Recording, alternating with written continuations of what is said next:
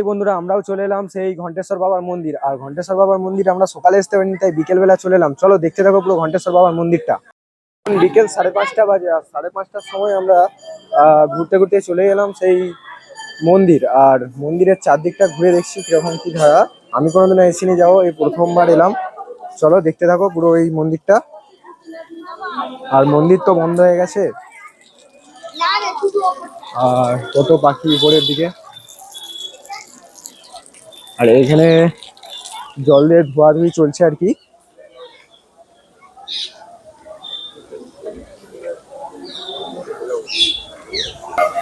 এখানে সব পুজো দিচ্ছে, আর এখানে সব পুজো দিচ্ছে, কিন্তু মন্দির বন্ধ হয়ে গেছে। বাড়ি থেকে পুজো দিচ্ছে, আর এখানে ধোয়াধুয়ি চলছে সব।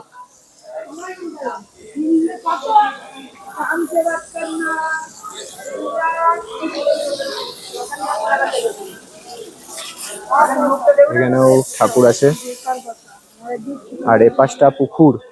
পুকুরের দিকে একটু যেয়ে দেখাই, চলো। অনেক মানুষজনই এসেছিল হয়তো আজকে।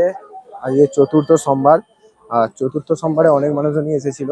এবার এই পাশটা হচ্ছে সেই পুকুর, আর এই দুটো মন্দির। আর এখান থেকে ঘণ্টেশ্বরটা দেখতে কেমন লাগে দেখো।